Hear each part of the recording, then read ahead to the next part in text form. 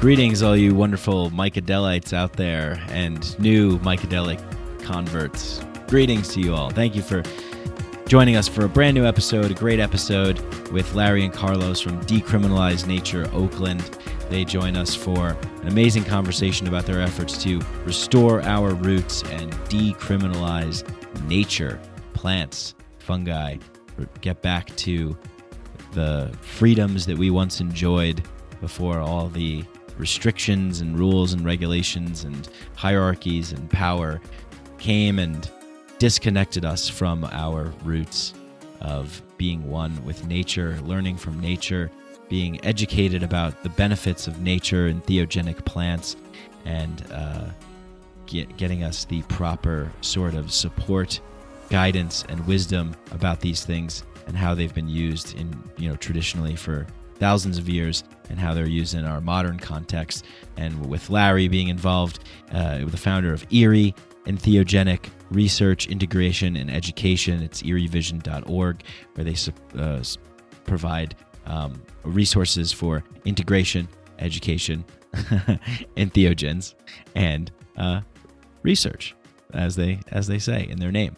So great conversation you're going to hear from them at the top. Short intro from me, hopefully, and basically just want to say thank you to everybody who supports this show. We have 151 5-star reviews now on Apple Podcasts. It's amazing. So thank you for the people that go and do that. It helps us have interesting guests like the ones that you're about to hear today, and have interesting conversations and talk about the things you guys care about. So if you like the show, if you want to support the show, that's an easy, free, cheap way to do it. Another way to do it is if you have a couple extra Federal Reserve notes laying around, burning some holes in your pocket, throw them my way, throw them towards the show. Become a patron. You go to patreon.com/MikeBrank and become a patron there. And then once you get access to bonus content and stickers and t-shirts and things like that. And we also have a great chat group from people, all kinds of people from all around the world, the Mycadelic Inner Sanctum WhatsApp chat group, and you'll get access to that as well.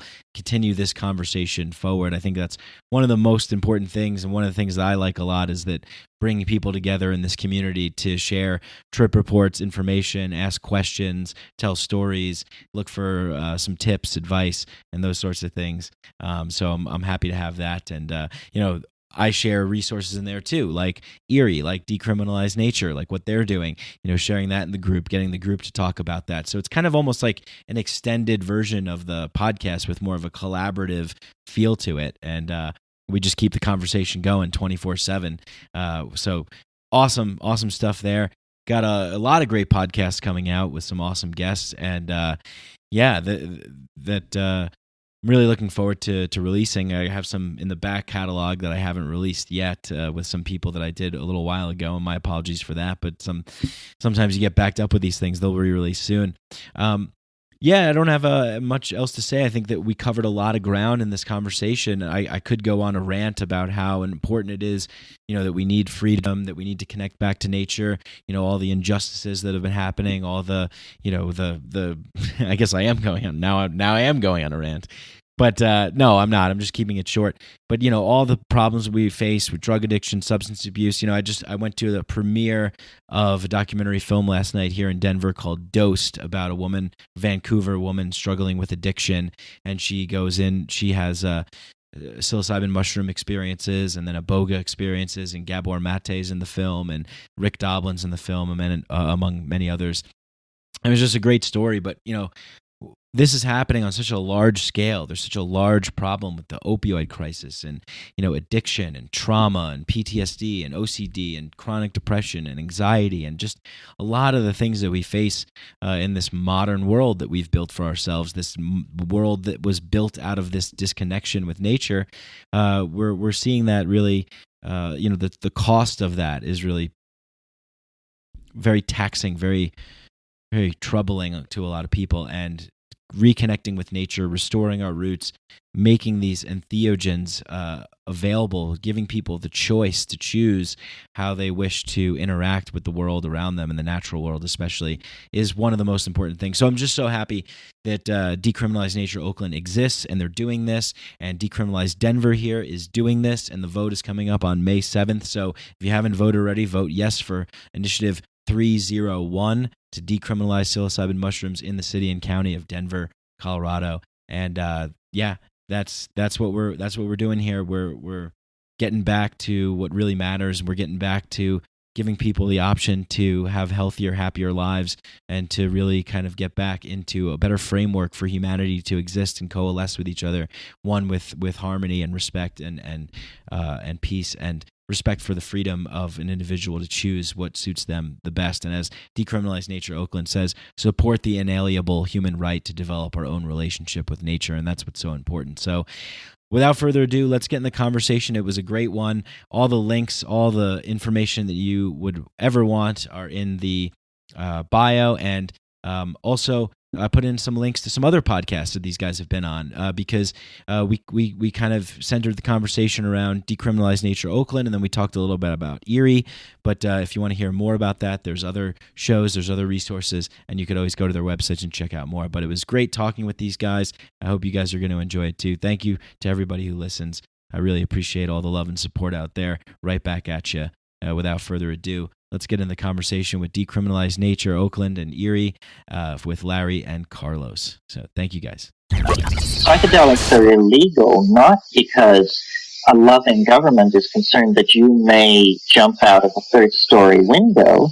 Psychedelics are illegal because they dissolve opinion structures and culturally laid down models of behavior and information processing. They open you up to the possibility that everything you know is wrong. We don't need new laws that control our consciousness and rigidly place it in a prison. Cognitive liberty. The fact that as adults, if we're not hurting anybody else, we should have the right to explore the contours of our own consciousness without any mediation or legislation on the part of somebody else. Reject authority.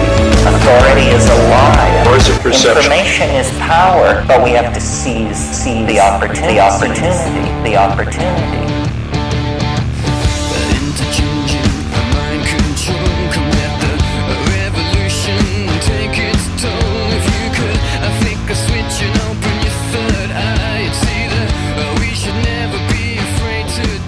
Yeah, Larry was just telling me a little bit about you, Carlos. Yeah, it sounds like you're doing some amazing things in the community, and you know, partnering here with Larry on this quest to bring some peace and harmony back to civilization. I know ERIE, I've been following them for a little while, and so I'd love to learn a bit about what you're involved with.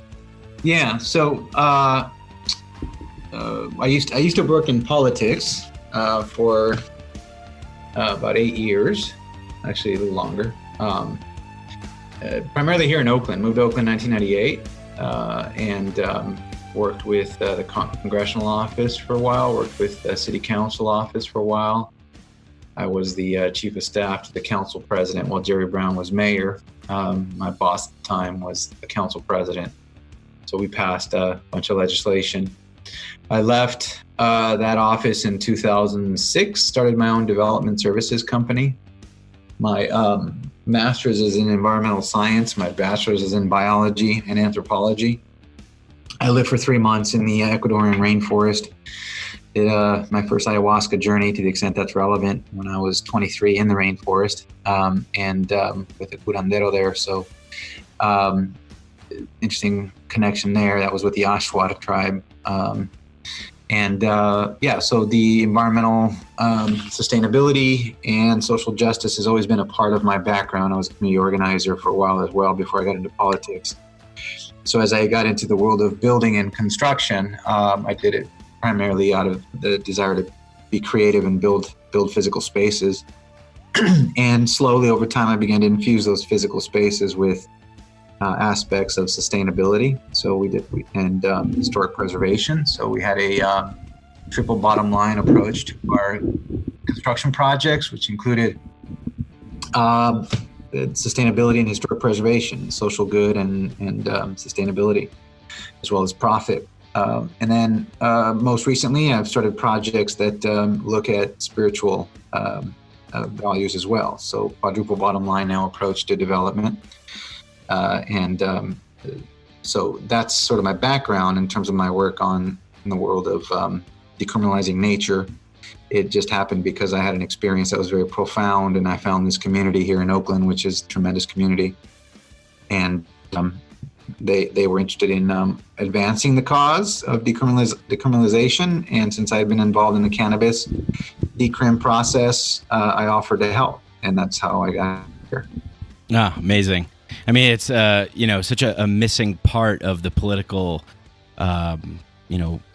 establishment or wing. Sometimes, it's like our spirituality aspect of our humanness gets left out of the equation, and it seems to be a big part of the equation, right? Yeah. So, Larry, I've been following ERIE Vision on on Instagram. So that's kind of, I think, how I first became aware of you guys. I saw a post that you made that said, like, why is nature illegal? And I was just like, yeah, why? Yeah, that's a great question. So I've just been following you ever since, and it's funny because that was kind of my in. So it's just like I only know you like really through Instagram, which is weird. Yeah, that's the modern dilemma, right? We get to know each other through little posts and memes and things like that, and then have a different conversation when we're in real life. But I think if memes are done well or posts are done well, there's the core sort of element, the core philosophies are kind of buried in there. So yeah, definitely. Larry, would you like to say a little bit about yourself right now? I mean, I know a little bit about you. I'm happy to just kind of roll into the podcast right now if you want. No, I mean, I could say a little blip. Cool. I grew up in Michigan area outside Detroit, went to school in Ann Arbor, studied, biopsychology and neuroscience. And after a semester of rat experiments, I was like, did I just spend 4 years to torture animals for the rest of my life? Trouble. So I did a nice little sabbatical for about 11 years, moved to Hawaii, got sort of, in a different mindset. Obviously, the Detroit to Hawaii transition is pretty drastic. So it was nice to kind of get a chance to really connect with myself in a different way. Obviously, through this time in my college years, I was experimenting and exploring with different psychedelics. Wrote a paper that somebody, I hadn't read Terrence McKenna at the time, but they're like, this kind of sounds like the stoned ape theory. I wrote it for my evolution class. Oh, wow. So I was like, oh, this is interesting. So I started getting interested. Parallel thinking. Nice. Yeah, exactly. Introduced to sort of Terrence McKenna's work. And then when I kind of left Michigan, went to Hawaii, I kind of was focused on psychedelics and entheogens and just how it relates to consciousness, but I hadn't kind of jumped into the spiritual aspect. I was still thinking higher self. I was still thinking, neurons and all that type of thing, neurology. And then as we, about over that course of that time, I went and started doing some ayahuasca down in Brazil with Luis Eduardo Luna, who was where Terrence McKenna actually wrote one of his first books at Luis Eduardo Luna's place. So that was pretty great to make sort of these big connections. And he's really, super humble facilitator and, really focused on the educational perspective and that type of thing. So after I kind of explored that and was kind of blown away by the difference, the variation from my pretty deep mushroom experiences I was having to ayahuasca experience, which was like a whole nother ball game. Mm-hmm. I decided to go back to school and study some more. So I went to California Institute of Integral Studies, which is one of the few places that you could actually study, because I was in 2009 when I started up again, studied that. And so I went to school there. In about 2011, we realized wow, we have all these people in our classes that are doing this really great research, but there's no outlet right now to talk about it to the general public. So a group of us came together, formed ERIE, started off as a student group. At some point in time, we were filling the CIIS rooms at 120 people every single event we had. And so people were like, what's happening over here? Because nice. as open as CIIS has been, there was a period of time, there was a lull where there was definitely a little bit of that's too risky, because CIIS is already talking about a little bit more controversial topics and spirituality, and isn't necessarily looked upon through the mainstream academic lens as an official school, because they're dealing with unmeasurable topics, qualitative research. Right. Spirituality. And then it's, as a side note, it's funny, you see something is it Columbia is this I think it was Columbia is doing this groundbreaking new approach to looking at psychology. Oh, by the way, CIIS has been doing this for 50 years, but Columbia, wow, look at this. It's like, right. Wait a second. So that's been pretty great. And then since ERIE's been evolving, it's just been kind of this natural emergence. The Bay Area, we have amazing group of community here, group of communities here that are touching on the topic that comes through the area just because it's the Bay Area. So so we started hosting speakers. We probably hosted over 140 different speakers on educational topics. We've also started to sort of engage with integration groups. So starting to really developed the peer integration model in 2011, and we've probably held 60, 70 some integration circles over the course of the many years. By now, try and hold it about 10 to 12 people per circle, an opportunity for people to share experiences and just really hear the depth of people's experiences, and also appreciate the wisdom that people bring. Instead of just being like, I'm the facilitator and I'm going to tell you how it is, it's like, okay, everyone offers reflections. Everyone's part of this community. We're all students when it comes to these experiences. So it's just a slightly different approach than some of the typical models, So that's been really great to see develop as well. And we've done, some post-conference workshop at MAPS. We sold I think almost close to 200 tickets for that, sold it out, and a couple other things as well. So that's been developing really well. And, just in the Bay Area alone, since we started this, there's probably 4 or 5 different groups doing integration circles and things like that. So that's also a nice sense of the need, if other groups are forming and starting and being able to exist for a couple of years at a time, just on this topic of integration. So it became pretty apparent pretty quickly that integration is really critical to this, but it wasn't really being addressed publicly. And now I think it is being addressed a little bit more. So that's been really awesome to see. And so this DNO initiative is like the penultimate integration, right? It's like we're actually taking all the things we're learning, we're applying it to community, we're applying it to policy, we're applying it to education, all these different types of things. So, and how do we make it work in our world that we live in day to day? How do we not go off to some exotic place or somewhere in the middle of nowhere to have our connections to spirit, but how do we do it in the city, in the rawness of community, the rawness of Oakland and all that type of thing? And I think that's really valuable for what we're doing.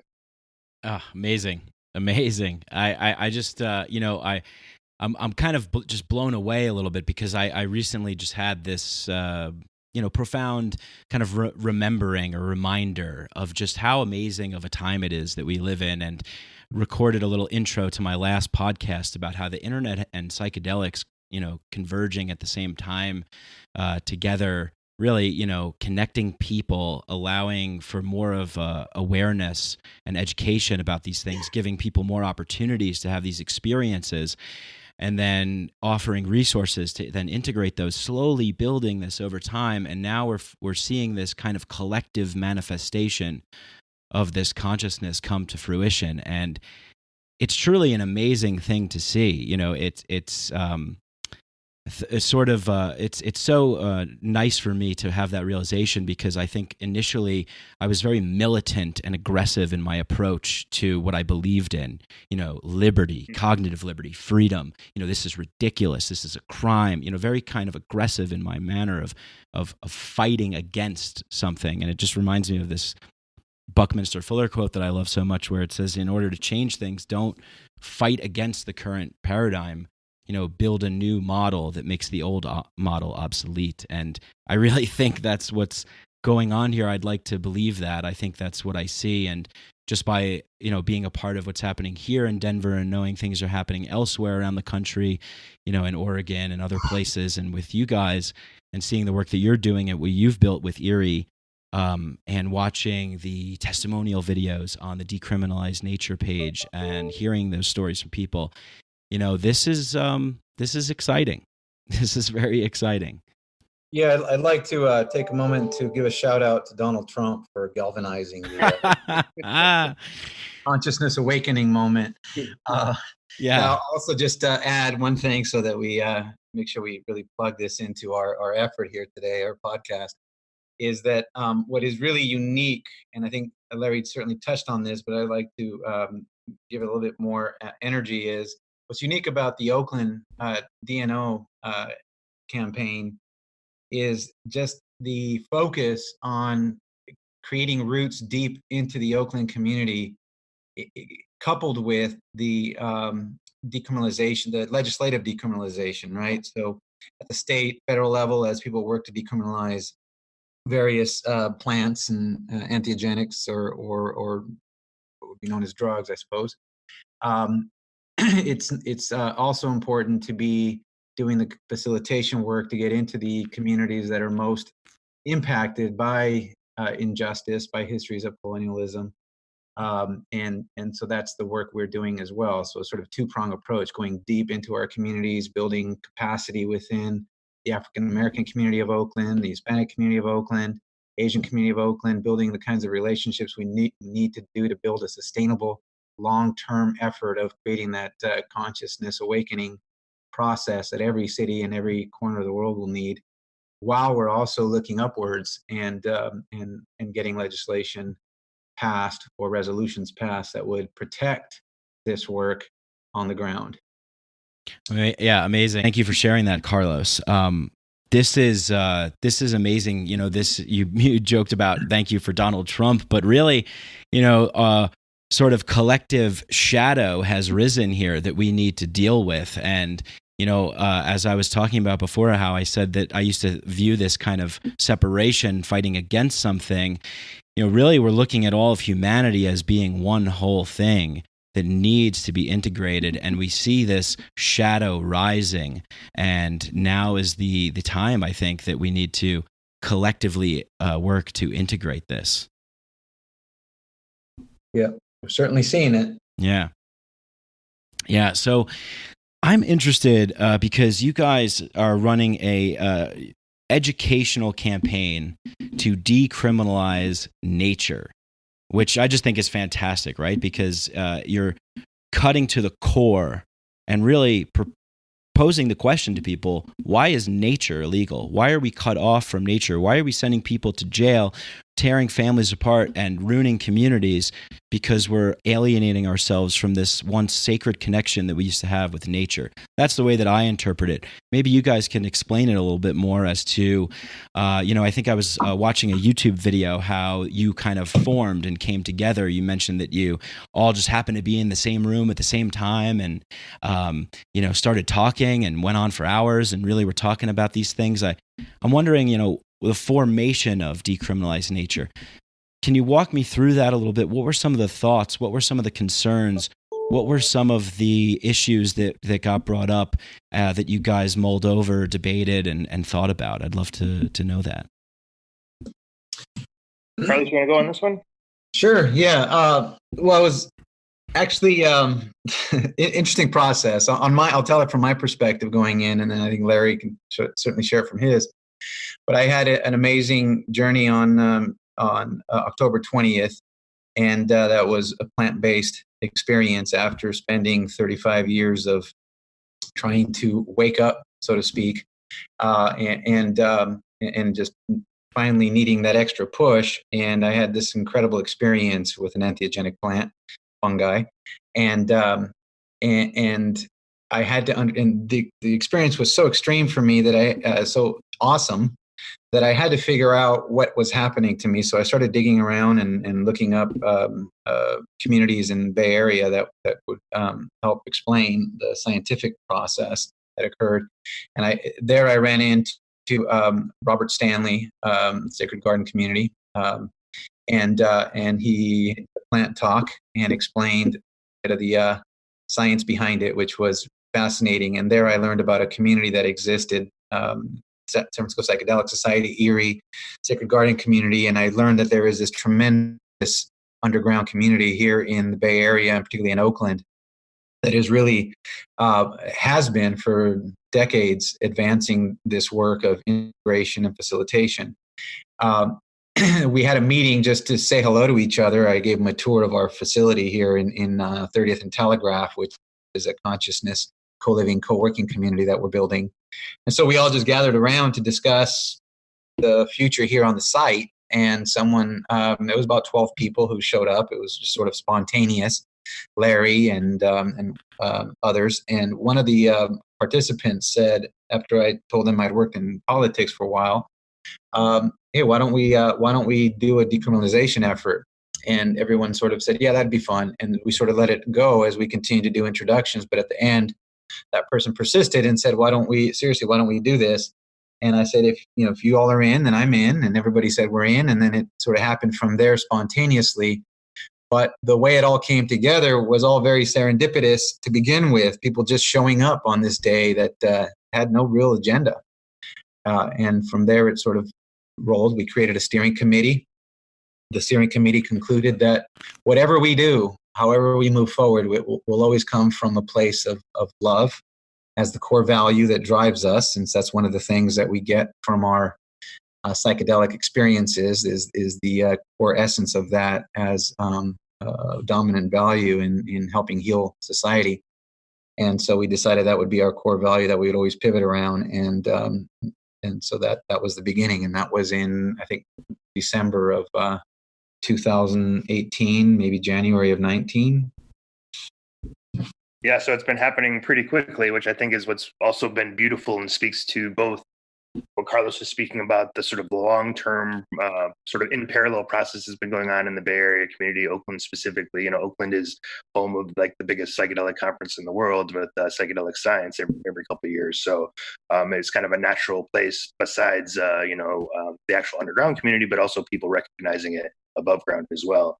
And what's really great about this sort of community meeting is all coming together and just the synergy of a group of people that all have different skill sets, and then you put everyone in the same room with the same vision, with the same sort of pivot point of love and our core value, and things just kind of develop from there. And so it's been really a privilege to be able to work with everybody on this because of this, and just feeling like everyone has different skill sets that, we can all help each other with. And so from there, we kind of, we're in parallel, like as Carlos was saying earlier, sort of this deep dive into the roots of Oakland while also looking upwards towards policy. So our first event we kind of put together was really great. That was the event you were talking about with the testimonials. I think we had like 170, 180 people show up, for our first event, which isn't bad, and also speaks to this huge community of people that are behind this. We had 8 different tables that were also co-sponsoring action tables, so writing letters to council members, or silk screening, or educational tables, or things like that.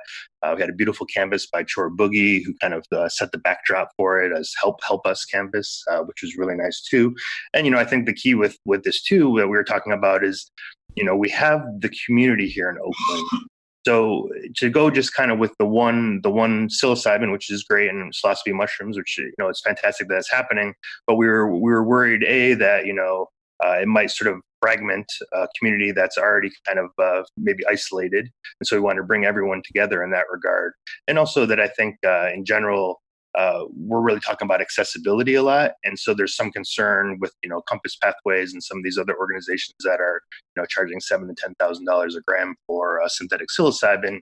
That people that might need access might get kind of pushed out of the market, so to speak. Mm-hmm. So we were trying to find ways. Well, how can we do this where people can grow their own, where people can have access, where people can go to their community members or their friends instead of maybe medical practitioner or therapists who might not have the same sort of understanding of community that somebody in their own community would have. So all these elements are really important to this bigger idea of decriminalize nature. And to speak about it as nature, like you said, it kind of focuses on these right away. You're like, what does that even mean? Decriminalize nature, and within that, there's also this idea of fragmentation that we're also nature, right.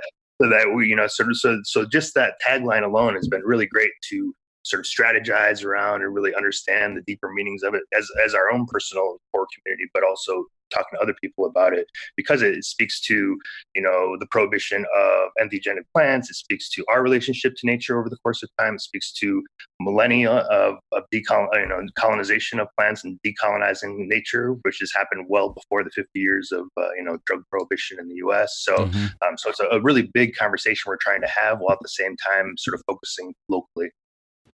Yeah, excellent. And how are you guys being received? Well, I think it depends on the receiver for sure. Now, I guess I can speak to a few different receivers.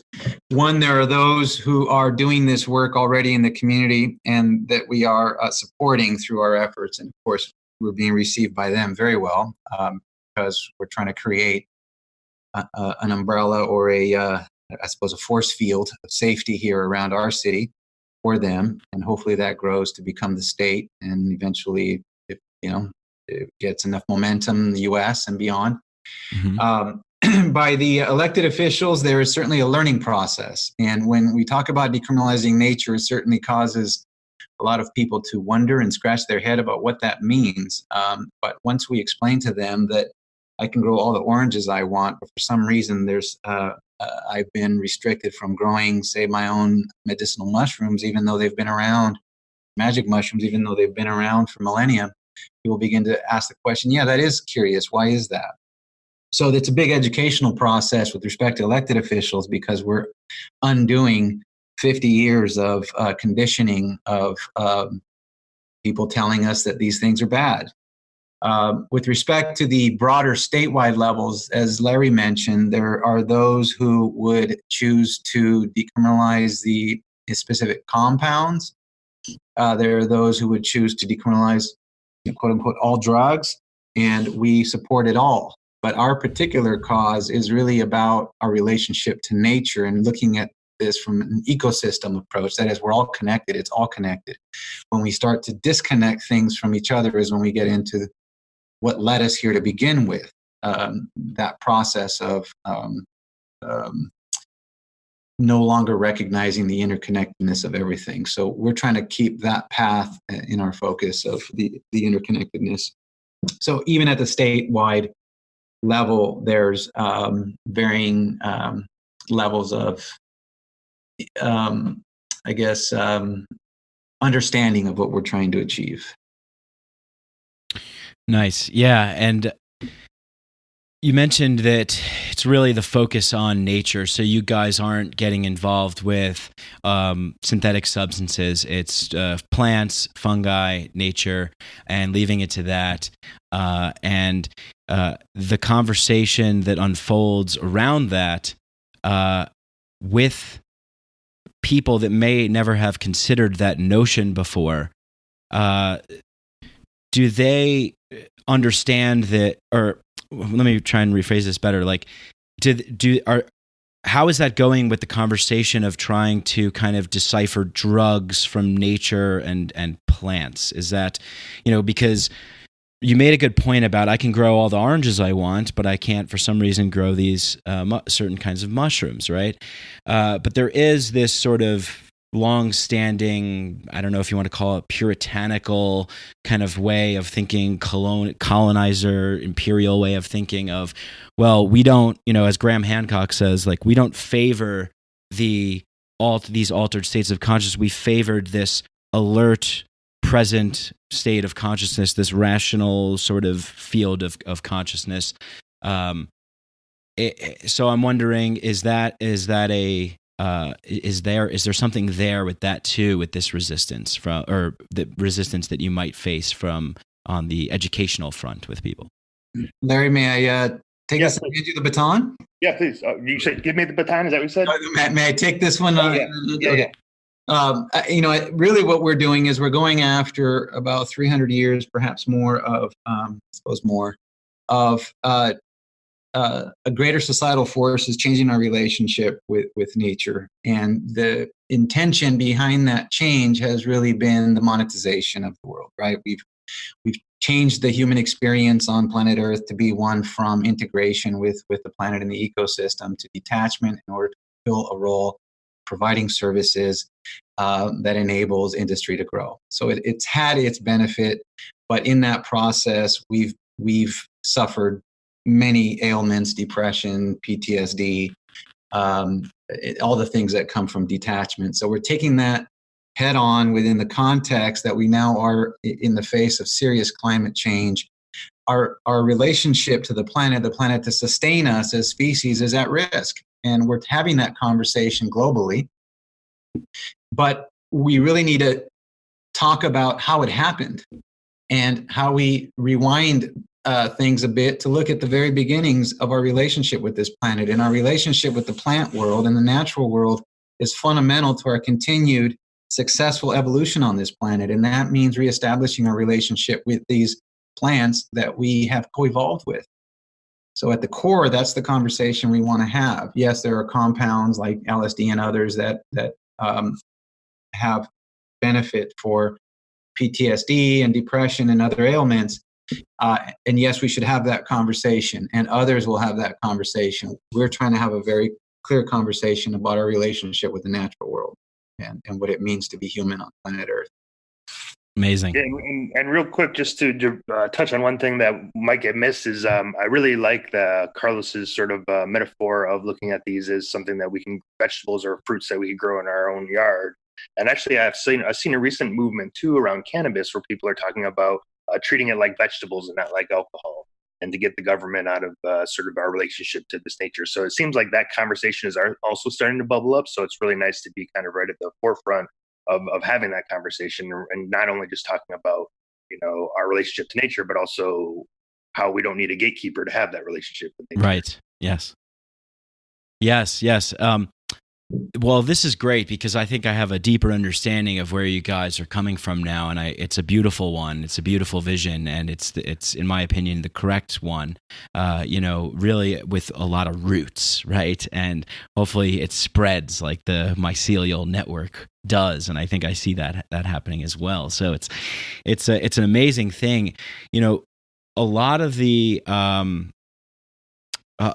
times when we're presenting the value of entheogens and psychedelics and altered states of consciousness induced by other substances, that we're trying to, and we see this happening with MAPS, Johns Hopkins and the Imperial College of London, the Beckley Foundation, all over the world. There's amazing organizations doing great work that's presenting the research and how this is helping veterans with PTSD and depression, and look at these stats and trying to really kind of poke this into the reality tunnels of the scientifically minded material reductionist types of people, making it more digestible, more palatable, saying these are healing things here, these are substances, these are medicines. I know you guys are doing that too, and I know you see the value in that, but you're speaking about something deeper here, in my opinion.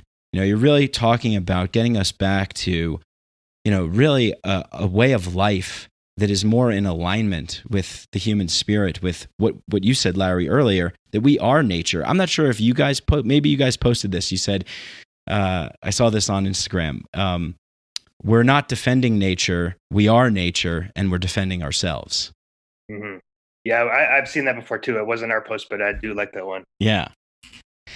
Yeah, so I wonder if you could go a little bit deeper into the implications that this has on the community level, right? Because especially, being in Oakland and, what Oakland's been through and, some of the challenges that they face in their communities and, with Silicon Valley right there and the gentrification and all this, kind of monetization and, I don't know, maybe co-opting of sort of authentic and true message that we see. And I know people bring this up too when they talk about the kind of how Burning Man has changed into this sort of, Google tech thing or whatever. But maybe you guys could talk a little bit about the environment there, the community, and how this kind of ties in to really lift the community up, and maybe also someone, addressing a question someone might have, like, whoa, you want to make all drugs legal? We've had enough drug problems here in Oakland. Like, we don't need any more, or something like that. So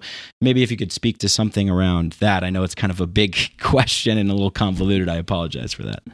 I would say, real briefly, just on the second part of that question, is that that is something that obviously we're kind of trying to navigate, the all drugs, or the narratives that people understand, or how do we present what we're presenting with this bigger conversation sort of embedded into the policy as well. And I think that's one thing, our focus is on all Schedule 1 plants and fungus. So, for example, poppy and coca are Schedule 2, surprisingly. And so those wouldn't be included in this. And at least some of the people that we've spoken with in Oakland seem to be relieved about that. They seem to be relieved that LSD isn't on the topic. They seem to be relieved that some of these other ones aren't on there. So that allows us to have a conversation, also using the word entheogen versus psychedelic. It allows us to sort of start anew, start afresh, redefine the words that might have a lot of baggage to them for communities that have been, sort of responding to the long history of San Francisco as well. And also, I think another thing too, on a sort of the first part of your topic, was that, how this helps the communities. There's Kuv Kiri was on a podcast with us on Eric Davis the other day, and he was speaking about how it's not so much that it changes depression or it cures depression. It allows us to change our narrative. And so that's such a big thing. We're really talking about revolutionizing mental health with this, is that, it's not necessarily that, there's a magic pill mushroom is going to cure depression. It allows us to see all the things that are making us depressed. It's a bigger conversation that's happening. And so that's also one thing about the reductionist kind of worldview, is it does kind of get right to the point of this does help cure, but it also doesn't really speak to why it is that that's happening. And I think, touching on that, changing the narratives, being able to get out of the mindset of we've been told this our whole life, and actually we can do something new. It's really easy to just kind of hop over. So some of these aspects, some of these medicines, or I should say entheogens, allow this opportunity for us to have these new insights, for these new profound experiences that give us a new chance or a new hope to see a new way, which I think right now, because everything's about narrative, it's so powerful to be able to have control of our narrative and be able to empower ourselves to develop our own narratives. And so I think that's sort of an underlying thing to a lot of this, research studies that you see at Imperial and Johns Hopkins and NYU and such, is that, when we're talking about curing depression or helping heal depression, there's again a bigger conversation that needs to happen around that. And so I hope that will come here too, as we sort of build these parallel organizations. The Haven, which Carlos is working on with this community center, live-in community center. We're also maybe looking at doing a trade school as well, so develop some sort of educational stuff around integration and also teaching people about these different things, and then get to these deeper conversations about why it is that it cures depression or anxiety or PTSD or what have you. Yeah, and I wonder about also sort of generational community trauma that can occur, especially in underserved areas and underrepresented populations. And I've been thinking about this quite a bit lately, about how if the psychedelic movement wants to be a leader in the field, that we really have to work hard to try and represent everyone and try and make introduce these substances into areas where maybe people don't really know about them and know about their benefits, but that could potentially help them greatly and help heal individuals that will then magnify to a collective community healing, potentially generational healing as well. So I'm wondering, how is it looking in terms of the diversity of the population and their receptivity to this and getting involved and participating, and what does that look like out there? Yeah, I would say that's one of the biggest priorities of ours, is ensuring we support continued practices and encourage the growth of practices within those communities. So there is a strong African American facilitation group that's emerging, coalescing, and with the intention of bringing these healing psychedelic opportunities into the African American community of Oakland. There is a long tradition in the Americas of doing these practices, mostly in South America, some in Mexico. And so we're having discussions about how to now bring that into the immigrant communities here in Oakland. Each time, though, that we do that, there's two, and we've talked about this recently, we're balancing two dynamics. There's the historical aspect of it, which has long traditions in Africa and the Americas, in Europe. But then there's also the current cultural experience within those communities, and it has to be relevant in both, right? So we can't bring traditional Mexican practices from the rainforest of Mexico and drop it into an immigrant community in Oakland and expect it to be received with great understanding. It has to have its relevance in today's culture, including today's technologies, including today's experience, mass media experience, for it to truly be something that enables people to embrace it and use it as an opportunity to heal and expand consciousness. So we're embracing that head on. I'd say that's probably our highest priority, because if we don't get that right, then it's not something that can grow and permeate in other communities. Yeah, and I'm wondering maybe if you guys could just share a little bit of the history of this, and how sort of certain policies and attitudes, behaviors and beliefs have shaped this war on drugs and this criminalization of nature. if you could speak to that and share a little bit about the background of that and how these policies have emerged and affected people, and where the opportunity stands today to be introduced to a potential opportunity to come together, to heal, to find community. That'd be great. I would just say that just maybe from an ancient historical perspective, the church and other places haven't been very sympathetic to plant practices or pagan practices or other practices, throughout the entire world. European practices were probably demolished first. My family's from Finland originally, and that's been something that's always been a battle with a long-standing tradition of sort of medicine people, and then all of a sudden sort of the incoming of the church kind of capacity, which is saying these things aren't any good. So between all this colonization that's been happening well before the last 50 years or so, through Europe, through Central and South America, through Mexico, through the United States, or through the Americas in general, through Europe and everywhere. I think that's really something to consider, is that so many different people have access or have lineages that were at one time accessing these plants for sacred experiences, for healing, for traditional connection, and for integrating between communities and that type of thing. And so that's a really big part.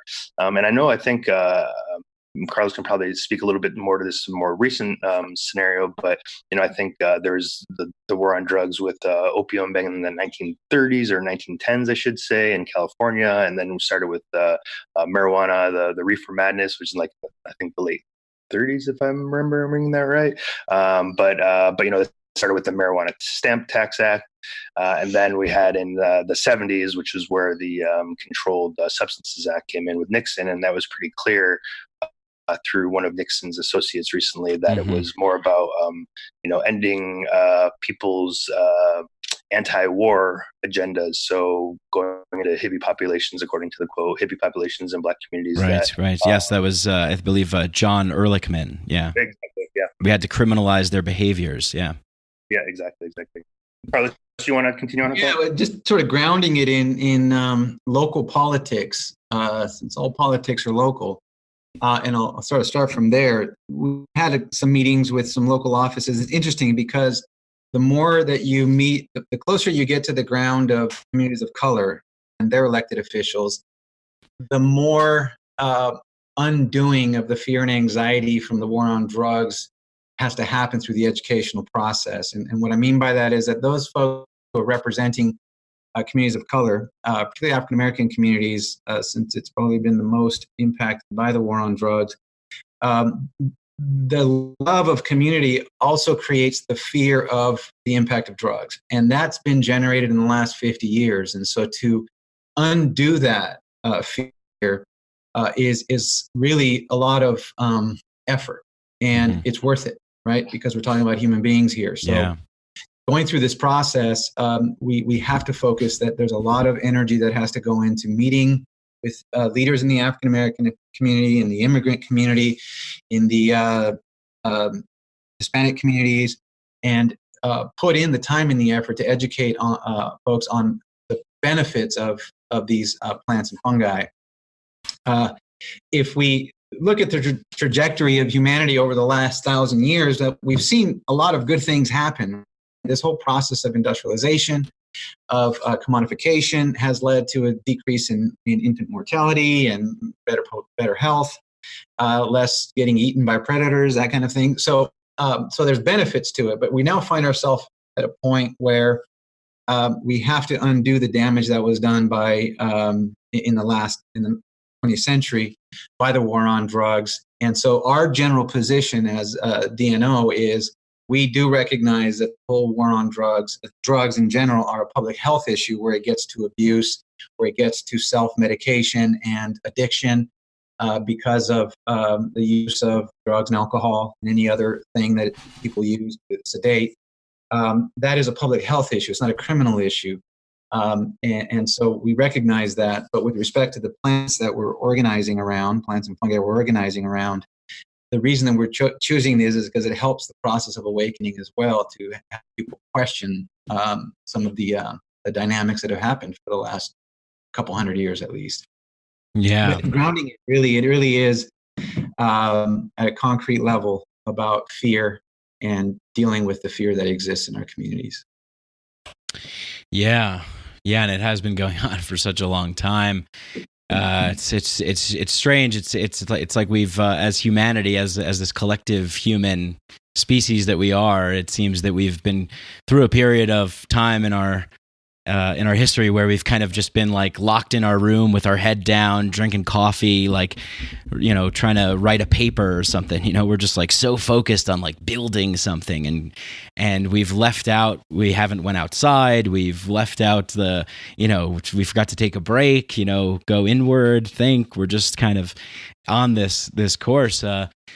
But now we see that that's not serving us. And that's actually causing a lot of suffering, a lot of problems.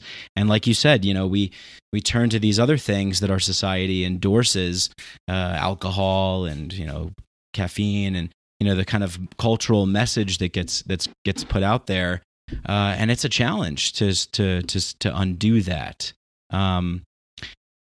So yeah, it's really interesting that we sort of, I don't know if we sort of had to go there to get here. You know what I mean? Well, yeah, whether we had to or not, here we are. Yeah, here we are. Yeah. I guess I'm looking at it in terms of like, I've drank ayahuasca quite a bunch, and I kind of had a tendency to view everything in terms of a ceremony, and so I'm looking at this as like sometimes a challenging point in a ceremony where it's time to confront, look, and heal. And ERIE focuses on this integration model, and really, I think I mentioned this before. I think that's where we're at right now. But I was wondering, Larry, if you could. We've been talking about Decriminalize Nature and what you guys are doing. Maybe before we sort of transition a little bit, I'd like to just kind of get your final words or like pitches about Decriminalize Nature.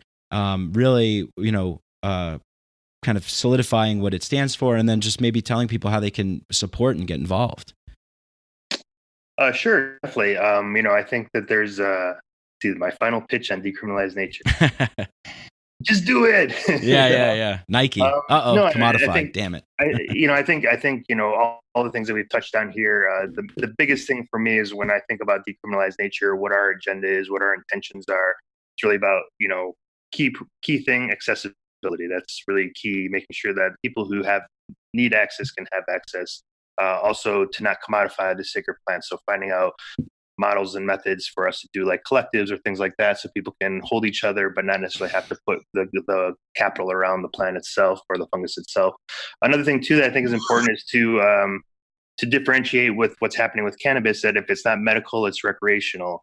And another thing that we're doing here is we're speaking to a lot of different other ways than just the recreational medical dialectics. So we're talking about education and spiritual and sacred and creativity and all these other, community healing, these types of things. So I think that's also critical to what we're doing here. And I think for me, nature can't be put into a laboratory because it's too messy. It has to be the single component, right? Nature can't be patented because it's not a single component.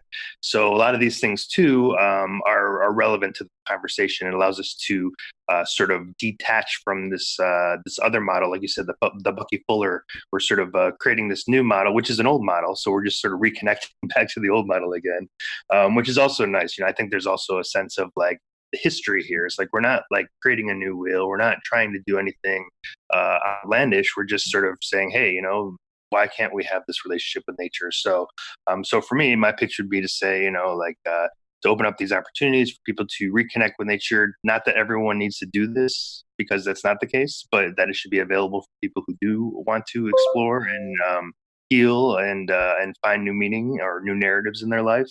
And then through that, really looking at like how do we to make it happen. And I think that's, for me, the Decriminalize Nature policy is very, very important. Obviously, we're working on that hard, but for me, it's almost like that's when you get to the starting line is when the policy shifts, because then we can do the education, then we can do the outreach, then we can do the training, then we can do a lot of these other things which are happening, but now we can be a little bit more above ground about it, be a little bit more vocal about it, and connect more people with it. Right. Yeah. And safer too, because you don't have to worry about, the set and setting is so important, as we know. And even, obviously people are doing these things no matter if they're illegal or not. Right. So, but there's still that lingering background thing that affects the set and setting. Like, what if, I get thrown in jail? What if, this, something happens? So eliminating that aspect really frees up people to come into a nicer space. So yeah, that's amazing. Yeah, definitely. And there's actually a couple papers that talk about that, about how the set and setting of legality or illegality can actually hinder your healing experience. So just the back of the mind kind of thing, like, oh, I might get arrested for this, can be pretty critical for being able to heal or not. Right. Yeah. And so, Carlos, for you, what do you see this looking like as it unfolds, and if it goes through? How do you see this kind of unfolding, and what it looks like, and what things will be built out, and how this will kind of progress, and maybe also give a big grand vision of what you'd like to see happen, and what kind of an ideal situation would be, and maybe also kind of share some implications if maybe there's some crackdown or something and this doesn't go well, and what are the implications of that? Like, what are we missing out on here? Yeah, I'll start with the ground and go upwards. Our goal is to get the city council to pass this resolution within the next 2 months. While we're working with, and it looks like now we have the 5 votes of the 8, but we're hoping to get unanimous 8 out of 8 votes on council, just to show the support, because then we know that we've touched all the communities in Oakland that we should touch to get the support of all the council members. Once we get council support, we've already talked with our state representatives, Senator Skinner, Assemblymember Wicks, and Assemblymember Bonta, and they have expressed, each of their offices has expressed an interest in advancing this, but they're looking to see what the city of Oakland will do with respect to passing it, obviously, since Oakland is on the ground. The goal would be to get the city of Oakland to pass this resolution, and then get the state representatives to translate that into state legislation that would carry similar spirit of decriminalizing nature, entheogenic plants, Schedule 1, particularly, as Larry mentioned. And then to have that moving forward, as there are these simultaneous debates going on about which ballot measures should be brought forth, be it psilocybin only or be it mushrooms only. We'd like to have this debate at the statewide level and make sure that our position is there to have a home in this statewide debate. Mm-hmm. The reason we're not carrying this forth, the statewide ballot measure, is because when you carry those things forward, you have to raise a lot of money. And in raising a lot of money, you have to make a lot of promises. And in making a lot of promises, you have to decide whether or not you're going to stay true to your core values. Right. So that's the challenge, right? So our goal is to get this to the state level by year end and to have it a core piece of the conversation. On practical terms, it's to use this as an opportunity to increase awareness in our communities, particularly the ones we talked about earlier that don't know about the healing power of these plants and fungi, and to bring a greater awareness, and then follow that with the tools and the practices to bring access. The vision, the grand vision, is start in Oakland, do it statewide, nationally, and then eventually, coupling with all the other efforts going on around the world, that we rebuild our relationship with these plants that have brought us amazing healing for many, many, many centuries, and are working in many cases much better than pharmaceutical substitutes are working for healing some of our greatest challenges. Probably, for what Larry mentioned, it really is about our narrative and how to change our narrative, and that's what these things do. Yeah, and what does that look like? What does that feel like to you?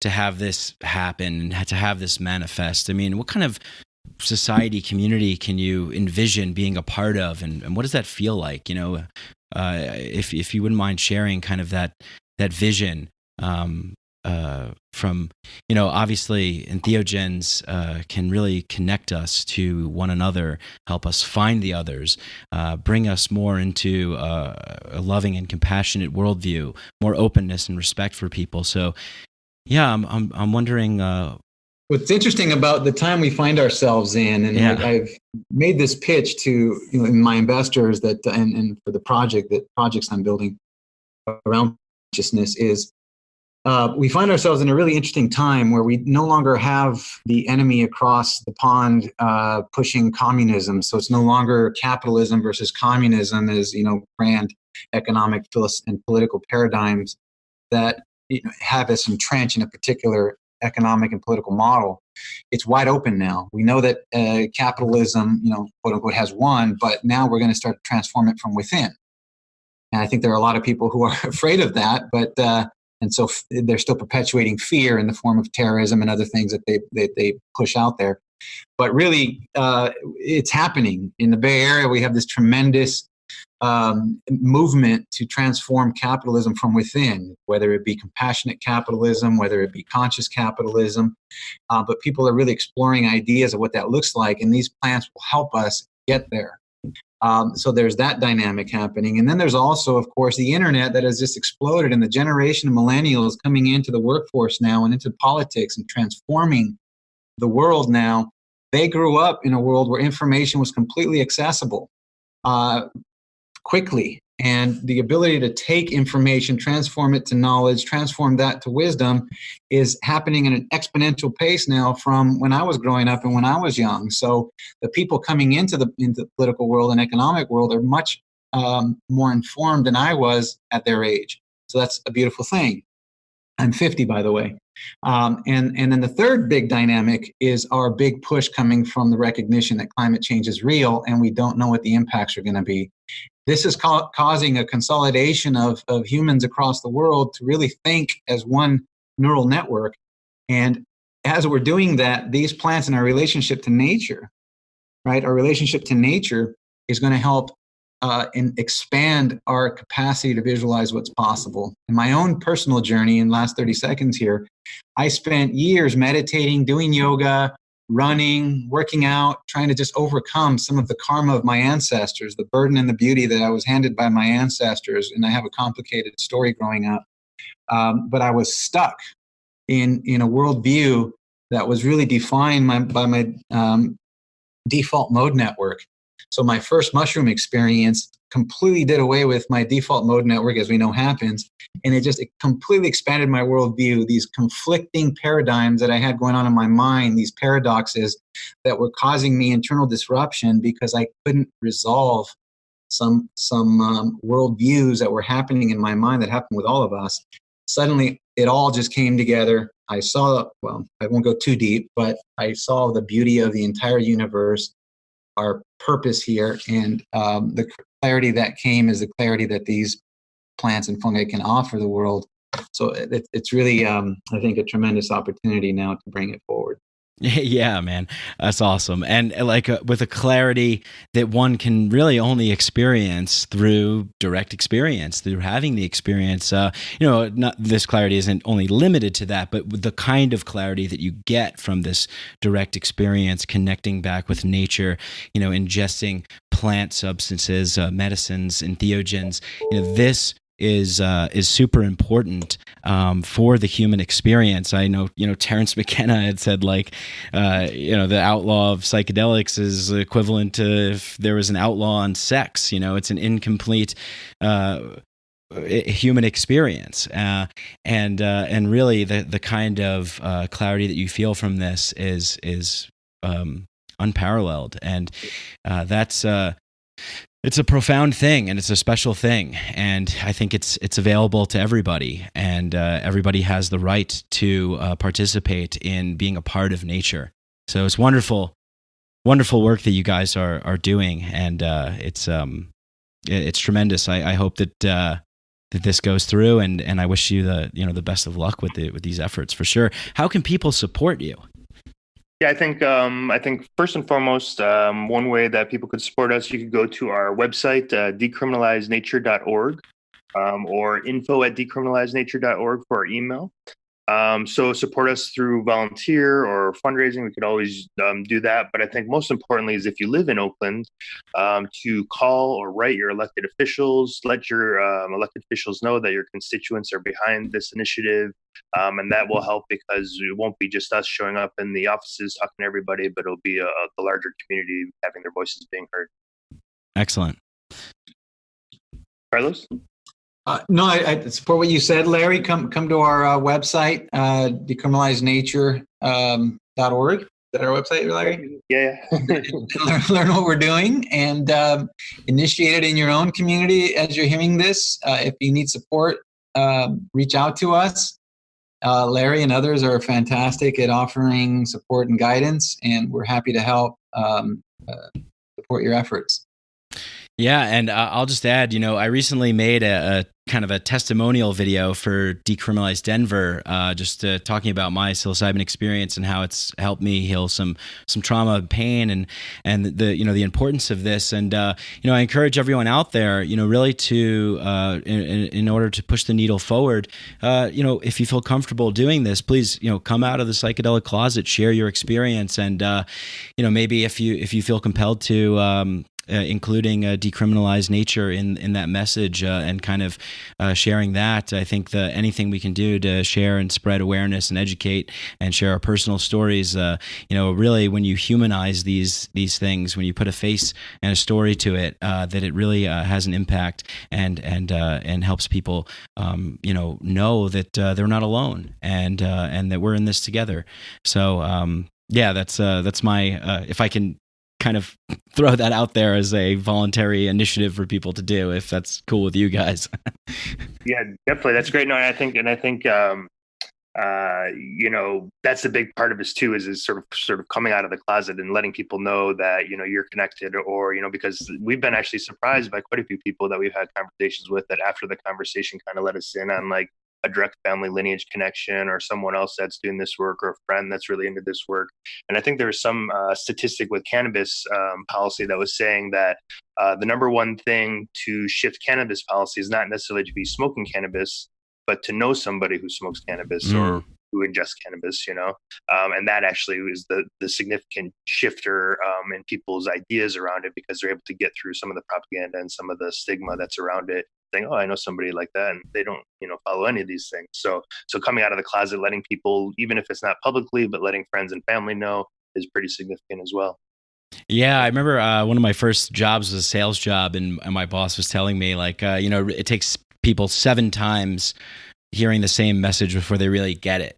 So it's like really sharing this, talking about it in different ways, offering different perspectives, and just trying to really invite this into people's spaces so that they can say, oh yeah, I've heard about that. Oh yeah, that's the second time someone's mentioned that. Oh, that's interesting. Oh, maybe I should take a look at that. That's one of the oldest forms of marketing, word of mouth. So yeah, I mean, just amazing stuff, guys. Really, really amazing stuff. And, it really kind of, the work that you're doing. Carlos, before I continue on, I'd like to spend a little bit more time with you guys. If you have to go, that's totally fine. But I'd like to maybe shift the conversation a little bit more towards ERIE, if that's okay. Sure. Yeah, absolutely. Yeah. Great. Fine. So yeah, as we look at this and we're talking about these things, it's ERIE specializes in offering integration and different kinds of integration also that we might not find at other places. And really one of the biggest things to me is just seeing that this effort to decriminalize nature and what you're doing with ERIE and all these groups that are popping up, and my show and other people, it's really a voluntary effort of people coming together to build something. I think Howard Zinn said real democracy in action doesn't start from the top down, it starts from the bottom up. And so it comes from the bottom up. And this grassroots movement, it's not this government mandate, but it kind of tells you something about our society, the kind of society that we live in, that we're not this old model is not one of care and focused on health and happiness for the individual, the satisfaction and fulfillment of the individual. And so it's just a wonderful thing to see people coming together on a voluntary joint effort to push things forward and to make change. And I'd like to talk a little bit about how ERIE is doing that, the Entheogenic Research, Integration, and Education platform. And I was wondering, Larry, if you could just talk a little bit about ERIE. And I don't know, I thought maybe you could just talk a little bit about entheogenic research, integration, and education. Sure, yeah. So ERIE kind of developed, like you're saying, trying to find ways to connect community, find ways to isolate people, to find ways for people to come together and connect and share experiences, all along these same ideas we were talking about earlier. The more people that we share with, the more that we kind of normalize our experiences, the more that somebody can be like, oh, I'm not the only person that's seen multidimensional beings or something like that. Let me discuss what does that even mean and how does it shift my worldview. So yeah, it's not necessarily water cooler talk. Yeah, exactly. And what's interesting is, like, we found, even myself, even good friends that are in this community often don't have time to sit down for 5 or 10 minutes as it takes for you to really unpack all the nuances of your experiences. So one of the things that we're working on in terms of integration is this sort of peer model, which kind of has been really amazing, actually, because, as I was saying earlier, it not only allows for people to share their experiences in community and to be heard from multiple different people, but also that reflections can come from multiple different people. So we get out of the power dynamic that may show up in like a one-on-one scenario where, the one person is going to integrate with their integration facilitator, and their facilitator is going to tell them, this way or that way. And there's some more directive forms of integration that kind of do that, trying to get to the point. And there is a time and place for that, in general. But I think that we found that when we do these sort of large groups, it's sort of, it allows more information in, it allows for, I find myself, there's a great quote by Francois Bourget, who's obviously doing some work out here, and she says, with a therapist you can edit, with mushrooms there's no editing, right? So in the same kind of the situation, when you're on one-on-one, you might be able to share a story that the person that you think is listening will want to hear.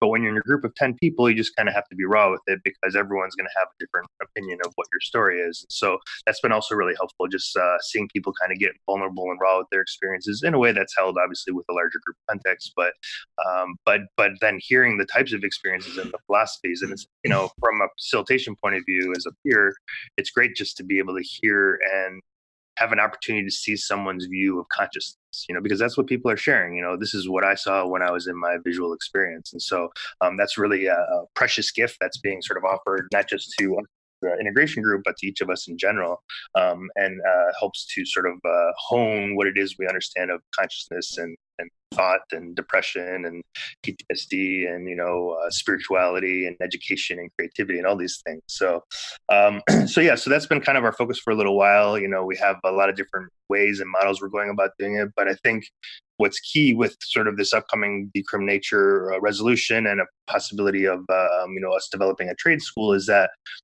one element of integration, and this is maybe my opinion and maybe not other people agree with this, but you sort of have to know the experience, unlike other places where you can kind of administer the experience, because, and that works fine within the medical context. You maybe can hold some space for the person, hold their hand if they need it, give them an eye shade, I'll be here for the next 8 hours, et cetera, et cetera. But you're not really engaging with what's going on in the experience. And I think that's totally fine. But I think for myself, at least, I think that if you're going to be doing integration work, I won't do integration work with people that are doing things that I haven't really explored before, because I don't feel totally knowledgeable. So to really just to find a place within a sort of a new working model of education around integration, and hopefully with this initiative moving forward, we'll be able to do something where part of the integration curriculum is to offer experiences to people who want to integrate in that realm, that type of thing. So if this was to go through, that we could actually have an educational place that's above ground, that part of the educational process is learning about the experiences, and that's another area that we weren't really addressing. Maybe that was being addressed with Fadiman in the late 1960s about creative technical problem solving or education or insights. I know Kenneth Tupper out of Canada is talking a lot about entheogenic education as well. So, what types of things can we learn, and how can it help us, as Carlos was saying earlier, be more, eco-aware and being more community aware and all these other things that are part of it. And so integration is like a really complex and far-reaching thing. And, just coming together, and I think the long history of integration that we've been doing has definitely been helpful because, part of what we're doing is not just getting rid of stigma and educating people and moving this policy forward, but we're also, asking people graciously to offer their time to put their neck out, so to speak, and be on stage and say, I do this controversial thing. So, that's also not the easiest thing to do if you feel like you're the only person that's doing it, or you're alienated or isolated from others in your community. So by doing these integration groups for the last, 7-8 years, I think that's really helped to build communities. And then other groups are starting that they can build communities. And now there is this grassroots support where now people are like, okay, I can't talk to my water cooler people. Can't even talk to my friends, but I can talk to that one person who was at that last integration circle who had a similar experience, and new friendships are made and new communities are built and these types of things. So this is really critical, to, I think, the overall movement is to really find a way to settle in. I think integration in general helps to decrease the impact of travelers and tourists and things like that, because now rather than rushing to the next experience to reestablish that same sort of feeling, now you're spending your actual time to do the work, actually dive into it. And then your next experience, I find for myself at least, your next experiences are better. You don't have to recycle over some of those homework assignments that you didn't do. It's like, oh, okay, ayahuasca, you have these things to do. And then you come back to the experience next time. It's like, you never did these things. So I've had that happen a couple times. And you're going to throw some purging in there too for you, So yeah. Oh yeah. So I think that's really critical. And I think that will help us in general in the future have better experiences, grow as a community better, as we're actually able to hold each other and feel like we're, sort of invested in each other's journeys as well, which is what a community is. We're invested in our growth, we're invested in our connection, we're invested in the bonding and things like that, because we live together and we're in the neighborhoods. We're connecting, and I think that's what's key with the grassroots movement that we're trying. Oh yeah, isn't it so annoying living with other people? Oh man, if they could just think like I thought. No, of course, yeah. It's we're in this thing together. We need each other. We have to move the needle forward to a better way of living. And the experience of sharing is not a experience that is one of hierarchy. Every single person has value to share. And I maybe earlier on in my explorations have thought, with maybe some judgment towards people of their experience, or just not really listening to them, and I want to share my thing or something. But really, I learned the value of that when I was working at the Ayahuasca Center in Peru, and the daily, after ceremony, and then the integration circles, and going around the room and listening to each and every single diverse individual there from every different kind of background and parts of the world share their interpretation of their experience, sit, listen, and collectively as a group hold that space and support that individual, because they're communicating a story. As you were saying before, these narratives that we shape, they're reporting their news of their experience, and the power of that is immense, because as we share these things, as we kind of meld our minds together and use the tool of language to merge our inner worlds, that we can start to build new outer worlds, and really decriminalizing nature is so crucial to this, because we need the freedom to open ourselves up to different kinds of dimensions of consciousness, different levels of the human experience, explore these new thoughts, and then share them with freedom, without the fear of being persecuted, oppressed, or anything like that. So it's truly a remarkable thing to be offering this to people. So thank you so much for sharing that. It is one of the most important things that we can do in our communities. Sorry. Yeah, and I was just going to say, just to piggyback on that too, it also, there's a sense in sort of society and general society that we can't trust the general person. We need somebody to put regulations on that. And I think that's another thing about these circles, is that we start to be able to trust and empower each other, and to be like, oh, wow, there's 5, 10, 20 specialists in this room right here. I don't need to go anywhere for this. And so that also kind of like, because as Carlos was saying earlier, we're talking about this sort of vegetable and fruits approach to this, non-regulatory, leave the government out of our relationship. And so to be able to come together, connect with each other, bring trust back to each other, empower each other to do this work, I think is also critical to the integration, sort of theory in general that we've been working on. But within that, integration is also education. It's before and after. You could use integration as a general umbrella topic to talk about everything. But there are definitely sort of these really awesome developing techniques that are emerging, which is fun to see. And I know Temple of the Way of Light actually focuses a lot on integration as well, which is one of the few ayahuasca centers that does. That's really great. Yeah, I really learned a lot being there, especially working with Tanya, formerly Tanya Mate, now Tanya Kamonen, who, shout out to her, just had a beautiful baby boy. So congratulations. Yeah. And sort of that, Gabor Mate approach, compassionate inquiry. And it's just such a wonderful thing to be a part of and to witness and to see and to try and take what I know from that and help in any way I can with people around me. So yeah, wonderful. One of the questions I have regarding integration is, I remember this quote from Krishnamurti that says, like, it's no measure of health to be well adjusted to a sick society. And so I think one of the maybe misconceptions sometimes that I hear with integration is that we're just trying to like plug back into this model. And I know the microdosing movement or whatever gets criticized for this, of like, oh, well, you're just trying to get, you're just using these sacred substances as now tools to be more like obedient and proficient workers. And I don't necessarily believe that's the case. What do you guys think about that? Well, I mean, it definitely is. That's how it's being plugged kind of in the media out here, which is like, get your next $1 million idea, or Silicon Valley, this, that, and the other. So there is that kind of like, at least the media presence is speaking to that a little bit, as far as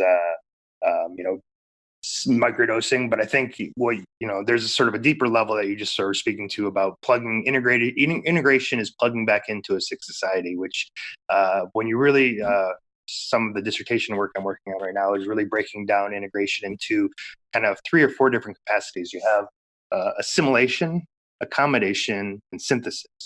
So assimilation is like you plug things, okay, you have these ideas and you fit them back into the box, right? Okay, you're assimilating the ideas to live on with your life, which is a totally great way to do this, and probably works really well for, family traumas or other things like that you have had trouble with. The next one is accommodation. Accommodation means that you have to expand your worldview in order to include the insights that you have. So that doesn't necessarily get plugged back in the same box. It forces you to have to reconsider the box and expand it in such a way that it allows these new insights to come in. So, for example, spirits exist, or there's an animistic life, like things are alive, these types of things. Okay, I have to expand my understanding of the world in order to integrate that experience. And then I guess the final one, which not really many people talk about, and it's not really in too much research, but I've been really curious about it because of the types of experiences I've seen in my dissertation, which is this idea of synthesis, which is, nothing in the worldview that you have currently is working. So you have to sort of synthesize a whole new worldview in order to integrate that experience. Not just an expansion. Okay, like I'll add these couple extra things to my worldview and it makes it better. But it's like, wow, everything's shot in this worldview.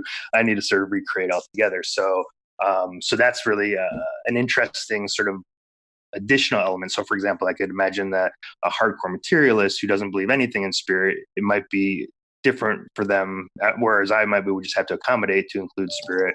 That might be a totally renewal of all different worldview type things. So integration has a lot of different qualities to it. And it depends on really where the person's starting from, what they're trying to integrate, the insights that they have, and there's had one of the interesting,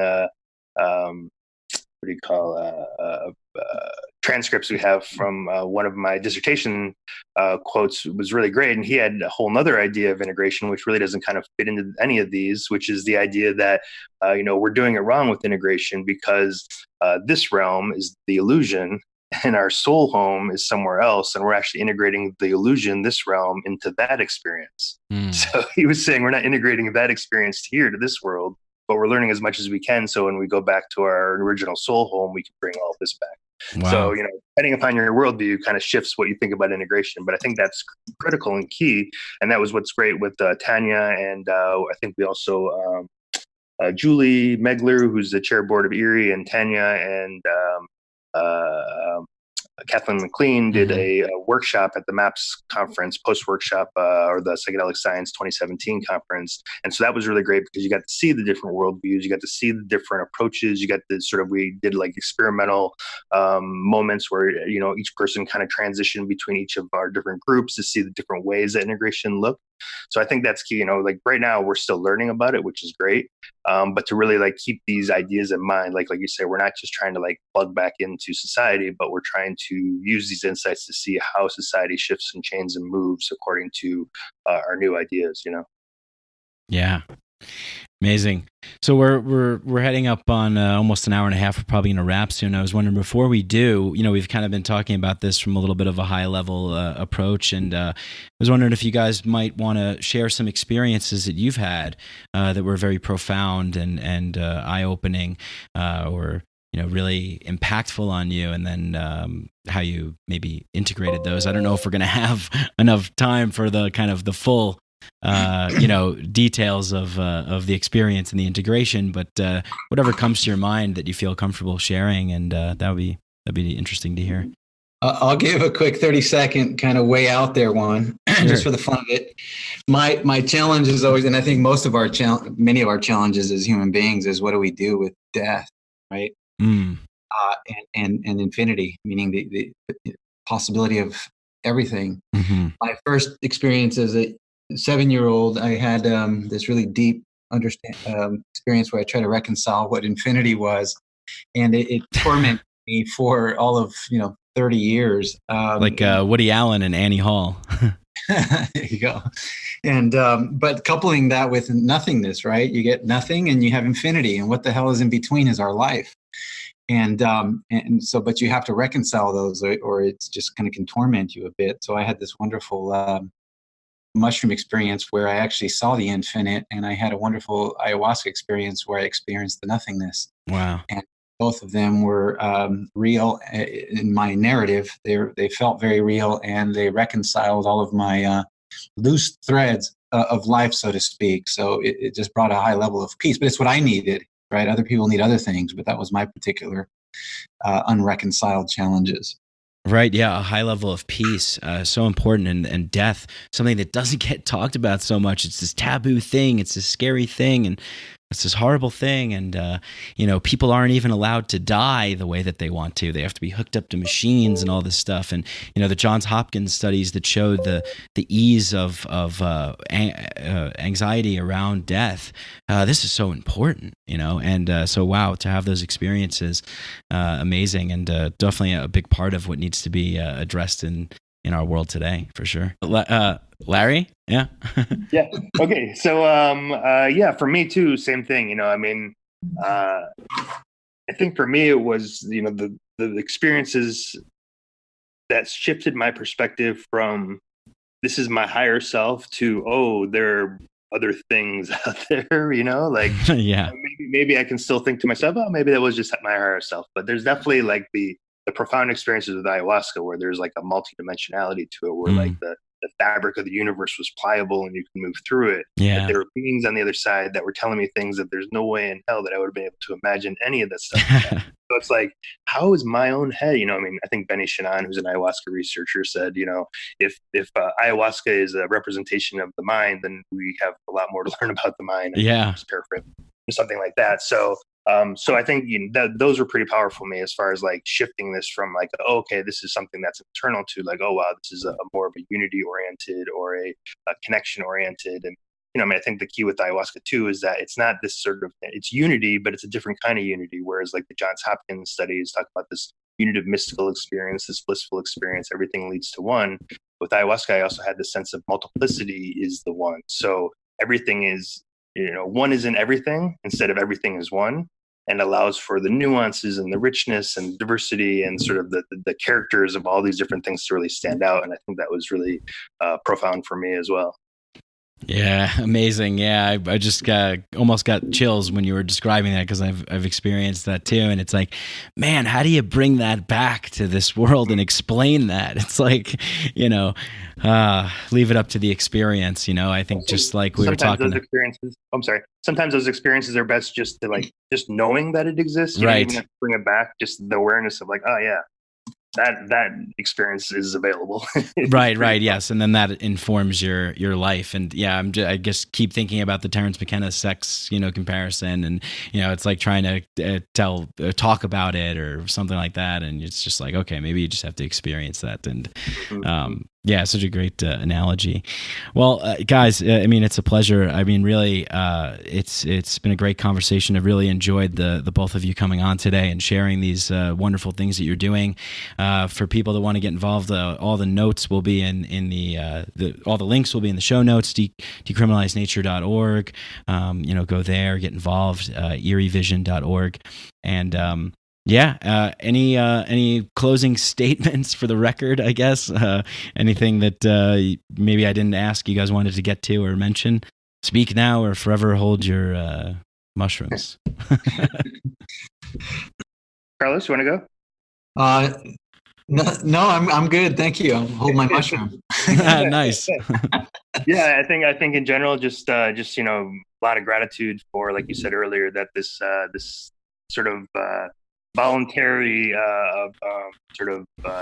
buy-in by everybody that's doing this work and has been doing this work for a really long time, and is all seeing that this is important. The window of opportunity is open for us to get these projects sort of moving forward. And so it's really just sort of a bunch of gratitude to everybody out there that's doing this work, because this isn't this is an Oakland-based initiative, but it's also feeding to the larger community as well. So so I guess that would be for me just a lot of gratitude there. Awesome. Mike, thank you for doing this work and having this podcast and bringing light to these issues. Yeah, definitely. Yeah, of course. I don't have any choice. I have to do this. I know how you feel. No, it's wonderful, and same, for you guys. Very grateful. So yeah, and also people go to Decriminalize Nature on Instagram and ERIE Vision on Instagram too, because you guys are always posting wonderful things there. So that's how I kind of came across you, and what a wonderful experience to hear and talk to you guys. So thank you very much. Thank you to everyone listening.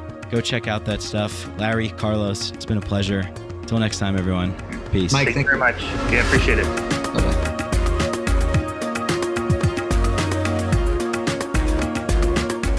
Hey, I hope you guys enjoyed that conversation as much as I did. Hope you guys like these podcasts and enjoy them. And if you do, please spread the podcast, share it. Tell a neighbor, tell a coworker, tell a friend, tell a cat, tell a mouse, tell a dog, tell an ant, tell a firefly, tell whoever you tell.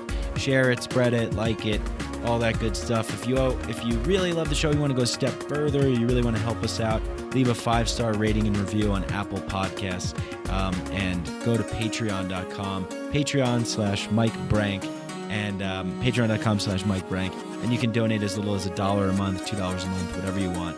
Help support the show that way as well. But remember, I love you guys no matter what you do. I just love that you tune in and you enjoy these podcasts. Message me. I like hearing feedback. Get in touch with me on Instagram, Psychedelic Podcast, Mike Brank on Facebook as well.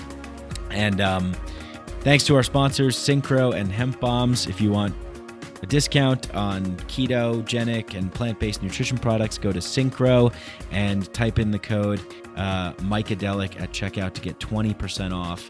And they have amazing ketogenic chocolate fudge called Keto Mana that I have all the time because it has like no sugar and carbs in it. So it's great. And it's delicious. And if you want CBD, go to hempbombs.com and get 15% off all your CBD needs, I guess. And just enter the code Mike15 at checkout. But thank you once again to everybody. Thanks to Danny Barnett and Galaxia for the music, the intro and the outro. I love you all. Peace.